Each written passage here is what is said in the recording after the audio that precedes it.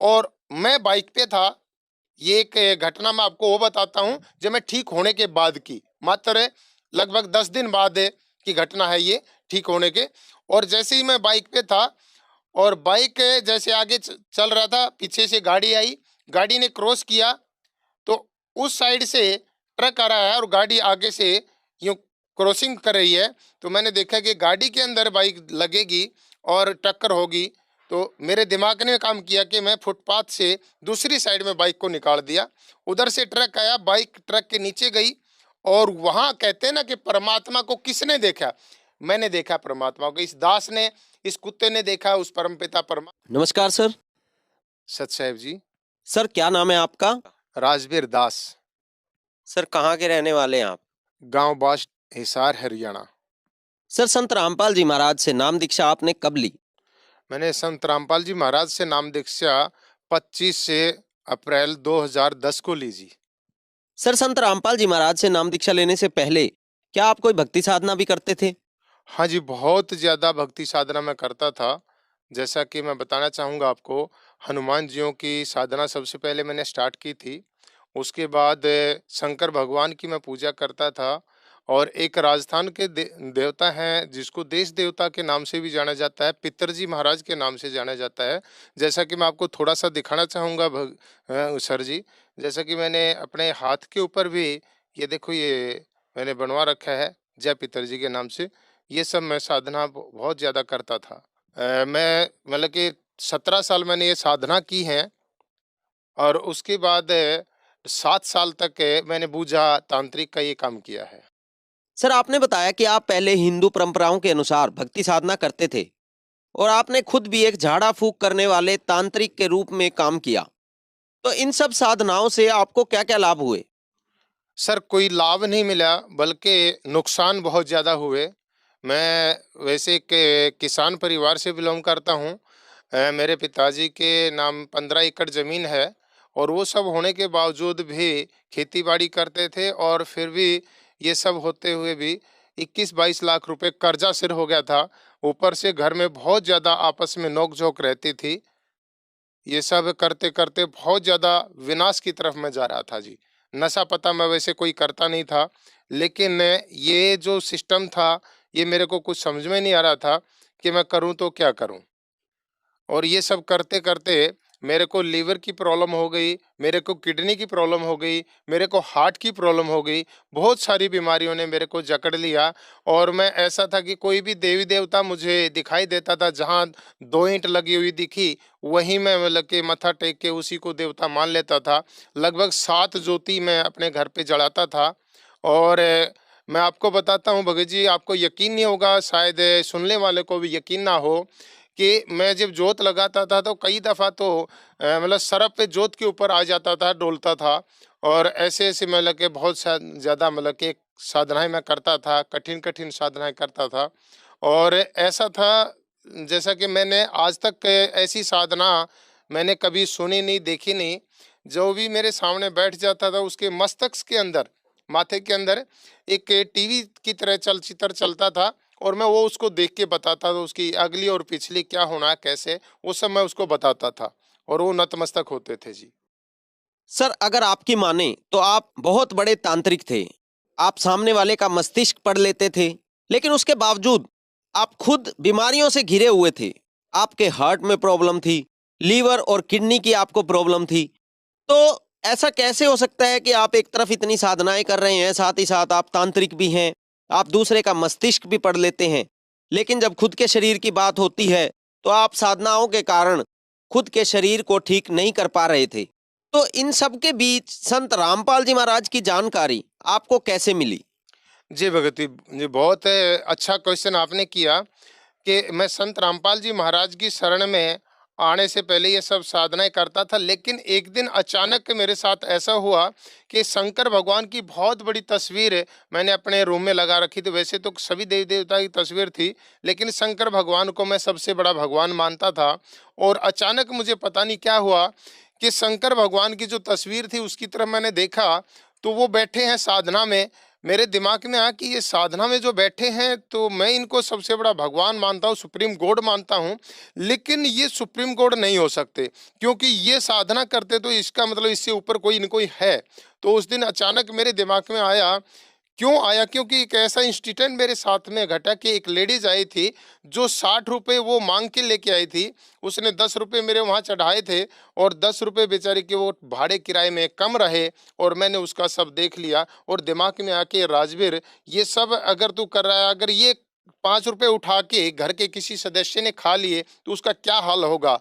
और फिर मैंने उस तस्वीर की तरफ देखा कि यार तू तो गलत कर रहा है। मैं खड़ा होके सबको बोला कि भाई आज के बाद मेरे पास मत आना, और आज के बाद मैं ये सब छोड़ रहा हूँ। ये संत रामपाल जी महाराज की शरण में आने से 4 साल पहले की बात है भगत जी। और उसके बाद हुआ क्या कि वो सब लोग पूछने लगे कि ऐसा क्या हुआ। मैंने एक ही जवाब मांगा कि ये शंकर भगवान किसकी साधना करते हैं, इसका जवाब मुझे चाहिए। अगर आप इसका जवाब दे दोगे तो आप आते रहना, हम करते रहेंगे, लेकिन इसका जवाब अगर आपके पास नहीं है तो मैं इसकी खोज करेंगे कि इनके ऊपर भगवान कौन है। उस खोज में मैं निकला था जी। और उस खोज में निकलते निकलते हुआ क्या कि एक दिन अचानक मैं ऐसे चलते चलते मैं नास्तिकता की तरफ चला गया, और उसके बाद फिर कोई साथी मेरे को मिला, ओशो संत आपने सुने होंगे, ओशो रजनीश, उनके सानिध्य में गया, उनको भी मानने लगा, फॉलो करने लगा। फिर एक कंपनी मैंने चलाई थी नेटवर्क मार्केटिंग के नाम से, diamond market link private limited के नाम से।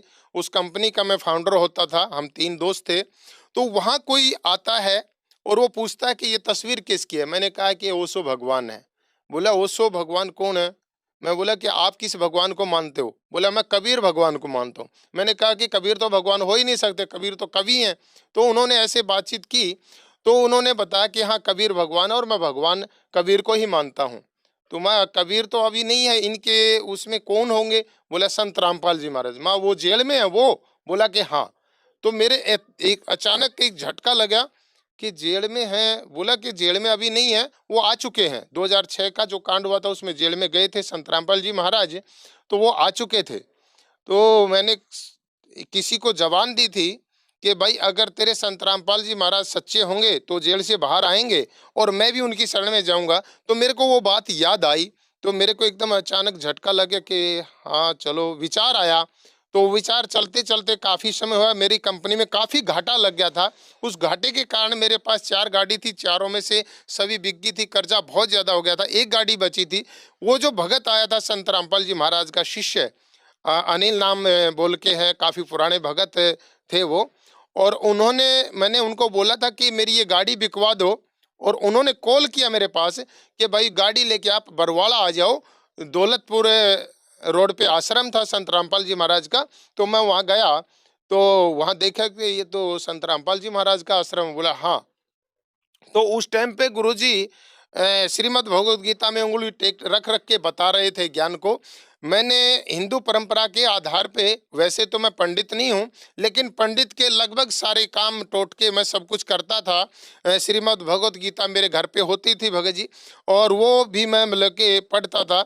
लेकिन जो संत रामपाल जी महाराज ने जो गीता के बारे में ज्ञान बताया, ज्ञान दिया, वो ज्ञान और जो मैं पढ़ता था उसमें बहुत ज़्यादा मैंने मतलब के समझ मिली, और वो ज्ञान बहुत अलग मेरे को दिखाई दिया कि आज तक मेरे को समझ में नहीं आया। मैंने भी गीता पढ़ी है, लेकिन ये तो संत रामपाल जी महाराज बहुत अलग बता रहे हैं, और ये वाकई में निर्मल ज्ञान है। मेरी आंखों से भगत जी अश्रुधारा बहने लगे। मैं 2 दोस्त हम थे, एक दोस्त जो था वो कहने लगा कि आप चलिए। मैं बोला कि भाई मेरे को ये ज्ञान समझने दे, आप चले जाओ यहाँ से। मैंने उस ज्ञान को समझा। अगले दिन फिर सत्संग था, फिर सत्संग सुना, उससे अगले दिन भी सत्संग था। मैं 3 दिन का सत्संग सुना। तो भगत जी मैंने निर्णय लिया कि मैं संत रामपाल जी महाराज का ही शरण ग्रहण करूंगा। लेकिन 4 महीने लगा दिए मैंने वो संत रामपाल जी महाराज की शरण ग्रहण करने में। उन ज्ञान समझ के मैंने उस ज्ञान के आधार पे मैं गया, और संत रामपाल जी महाराज से मैंने नाम दीक्षा ले ली भगत जी। सर, आपने बताया कि संत रामपाल जी महाराज से नाम दीक्षा लेने से पहले आपने ये खोज करने की कोशिश की कि शंकर भगवान से ऊपर जो भगवान है, जिसकी शंकर भगवान साधना कर रहे हैं, आप उसका पता करेंगे। और उसके अलावा आपने ये खोज करने की भी कोशिश की कि एक्चुअल में पूर्ण परमात्मा कौन है। इसी बीच संत रामपाल जी महाराज जी का शिष्य आपको आकर बताता है कि पूर्ण भगवान कबीर जी हैं। उसके बाद आप एक खोज करते हैं और आप खोज करने के बाद ये पाते हैं कि सच में कबीर जी ही भगवान हैं और आप संत रामपाल जी महाराज को पूर्ण संत मानकर उनसे नाम दीक्षा ग्रहण कर लेते हैं।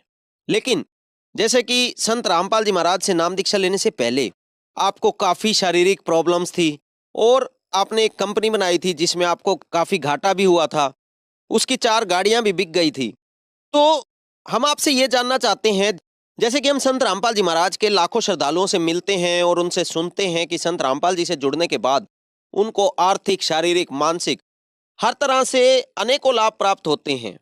तो क्या इस तरह के एक्सपीरियंस आपकी लाइफ में भी हुए? क्या संत रामपाल जी से नाम दीक्षा लेने के बाद आपको भी कोई फायदे संत रामपाल जी की नाम दीक्षा से हुए?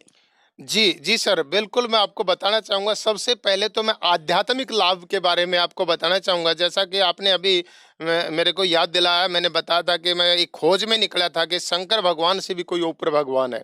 मैंने उस खोज में पाया कि शंकर भगवान से ऊपर एक भगवान नहीं, 2 नहीं 3 भगवान शंकर भगवान से ऊपर हैं। और वो संत रामपाल जी महाराज ने वो तीनों भगवानों को कंप्लीट छंद-छंद करके उनके भेद को कंप्लीट बताया और उस आध्यात्मिक रास्ता मेरे को मिला। सबसे पहला लाभ तो मुझे ये हुआ जी। उसके बाद बात करूँ कि आर्थिक लाभ की, आर्थिक लाभ है, बहुत सारे आर्थिक लाभ हैं भगत जी। और आज मैं अगर बताऊँ तो आर्थिक लाभ के आधार पे मेरा जो कर्जा था, जो कंपनी के आधार पे जो था, जो केस वगैरह जो मेरे ऊपर चले हुए थे, वो सब कंप्लीट निमटारा हुआ और आर्थिक तो रूप से भी मुझे बहुत सारे लाभ हुए।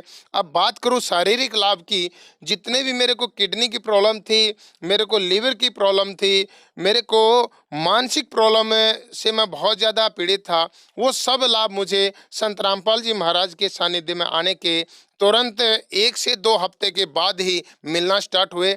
लेकिन विरोध बहुत ज़्यादा मैंने सहन किया, क्योंकि मेरे घर में भी बहुत सारा विरोध हुआ। घर वालों ने काफ़ी विरोध किया कि यही आपको संत मिले थे, कोई और ले लेते, किसी का नाम आसाराम का नाम लिया गया, भाई आसाराम का नाम ले लेते, राम रहीम का ले लेता या फिर राधा स्वामी का ले लेता। हमारे रिश्तेदारी में काफ़ी लोगों ने राधा स्वामी का नाम लिया हुआ है। तो ऐसे ऐसे करके मुझे बहुत ज़्यादा दिक्कतें दी और भगत जी से उसमें चलते सर मेरा क्या हुआ, 3 महीने के अंदर अंदर मेरा नाम खंडित करवा दिया गया और मुझे उन सभी प्रेत आत्माओं ने दोबारा से फिर घेर लिया और मैं एक मरण वाली सैया पर चला गया था। क्योंकि परमात्मा बताते हैं कि जब नाम खंड हो जाता है तो परमात्मा का जो पंजा है वो सिर से हट जाता है, काल के पंजे में हम आ जाते हैं। और मैं लास्ट स्टेज पे था, तब मेरी सिस्टर आके मुझे बोलती है कि भाई तू अपना कुछ मेरे को फ़ोटो वगैरह दे दे, मैं ताकि आपको फ़ोटो दिखा के कहीं आपसे कि कुछ झाड़ फूँक करवाऊँ, पूजा वगैरह निकलवाऊँ। मैंने वो दिया। 1 हफ्ते बाद मेरी सिस्टर आती है तो वो एक 2010 से पहले का जो मेरा पूरा कंप्लीट बचपन से लेके 2010 तक का जितना भी मेरा निवृत्तांत था उसमें लिखा हुआ था और लास्ट में लिखा था कि इसकी मौत होगी दिवाली से 1 दिन पहले या 1 दिन बाद में। वो सब लिखा हुआ था। वो देख के मैं भी समझ गया कि हाँ, मौत तो निश्चित है। लेकिन वो कहते हैं ना कि मारने वाले से बचाने वाला तकड़ा होता है और वो परमात्मा का जिसके ऊपर मतलब कि पंजा है उसको कोई मार नहीं सकता। लेकिन वो सब होते होते जो जिसने मेरे को संत रामपाल जी महाराज जियों का रास्ता बताया था वो आ जाते हैं और वो आके मेरे को मिलने के लिए आए थे। लेकिन मैंने उनको एक ही अरदास लगाई कि भाई मैंने संत रामपाल जी महाराज का आशीर्वाद नहीं लिया है, मेरी एक आखिरी इच्छा पूरी कर दो, उनका मेरे को आशीर्वाद दिला दो। वो मेरे को आशीर्वाद दिलाने के लिए वहाँ लेके जाते हैं। तो भगत जी वहाँ मैं एक अजीब सी घटना मेरे साथ घटी है और वो मैं आपको थोड़ा सा शेयर करना चाहूँगा। वहाँ जाते ही मेरे साथ हुआ क्या कि गुरुजी एक हाथ से आशीर्वाद देते हैं, लेकिन मालिक ने उस परमात्मा ने मेरे संत रामपाल जी महाराज जी ने मेरे को दोनों हाथों से आशीर्वाद दिया। और आपको बताना चाहूँगा दोनों आँखों से हमारे जो गुरुजी हैं बहुत लंबे हैं और मैं थोड़ा छोटा हूँ, तो मैंने ऊपर की तरफ यूँ देखा तो दोनों आँखों से चक्कर निकलते हैं और वो सुरक्षा चक्कर के रूप में मेरे सिर के ऊपर से घूमते हैं और काटते हुए यहाँ तक काटते हुए वो नीचे तक आते और मैं एकदम से उसको देख के घबरा जाता हूँ और पंजों के नीचे से चिंगारी निकल रही हैं और वहाँ गिर जाता हूँ। लगभग 10 मिनट के बाद मुझे होश आता है तो मुझे भूख लगती है और मैं उनको बोलता हूँ कि मुझे भूख लगी है, आप मेरे को खाने के लिए चाहिए। आपको पता है सर, आप भी आए हो आश्रम में, आपने देखा कि संत रामपाल जी महाराज का जो भंडारा है 24 घंटे चलता है। तो मैंने वहाँ भंडारा किया, पता नहीं कितना मैंने खाया, मुझे नहीं पता। 15 दिन से मेरे अंदर अन्न नहीं गया था, लेकिन वहाँ खाने के बाद, भंडारा लेने के बाद मेरे अंदर ऑटोमेटिक ऐसा हुआ कि हाँ, मैं ठीक हो गया। जैसे मैं आश्रम से संत रामपाल जी महाराज जियों से आशीर्वाद लेके आया और जो मृत शैया पे मेरा शरीर पड़ा था, मैं बिल्कुल स्वस्थ हो गया, बिल्कुल ठीक हो गया। और ठीक होने के बाद, ठीक जैसे कि मैंने आपको पहले भी बताया था कि उसमें पेज में लिखा था उस तांत्रिक ने कि ये आपकी दीपावली से 2 दिन पहले या 2 दिन बाद मृत्यु हो जाएगी। आपके 2 भाई और हैं, उनको मैं बचा सकता हूँ लेकिन आपको नहीं बचा सकता, ये मुझे माफ़ करें। तो वो समय आ जाता है और मैं बाइक पे था। ये एक घटना मैं आपको वो बताता हूँ जो मैं ठीक होने के बाद की, मात्र लगभग 10 दिन बाद की घटना है ये, ठीक होने के। और जैसे ही मैं बाइक पे था और बाइक जैसे आगे चल रहा था, पीछे से गाड़ी आई, गाड़ी ने क्रॉस किया, तो उस साइड से ट्रक आ रहा है और गाड़ी आगे से यूं क्रॉसिंग कर रही है। तो मैंने देखा कि गाड़ी के अंदर बाइक लगेगी और टक्कर होगी। तो मेरे दिमाग ने काम किया कि मैं फुटपाथ से दूसरी साइड में बाइक को निकाल दिया। उधर से ट्रक आया, बाइक ट्रक के नीचे गई और वहां कहते हैं ना कि परमात्मा को किसने देखा? मैंने देखा परमात्मा को। इस दास ने, इस कुत्ते ने देखा उस परमपिता परमात्मा को। जैसे ही वो बाइक उसके नीचे गई और मैं इधर से गिरा, ये मेरा लगा, हेलमेट पहन रखा था, वो कंप्लीट चूर चूर हुआ, इधर से थोड़ी सी खरोच आई और परमात्मा ने ये दोनों बाजू पकड़ के मेरे को यूं उठा दिया और बोले कि बेटा, आप भक्ति करो और आगे आपका जीवन नहीं था। ये एक्सटेंड किया, इतनी आवाज मुझे आई। और जो बंदे मेरे पीछे बैठे थे वो बाद में उठे, मैंने पहले उठ उस परमात्मा ने उठा दिया। इस घटना को देख के शायद सुनने वालों को बड़ा अजीब लगे, मतलब कि उनको ना जचे, लेकिन ये मेरे साथ घटना घटी और परमात्मा को उस वक्त मैंने साक्षात उस परम पिता परमात्मा कबीर भगवान के दर्शन मुझे हुए।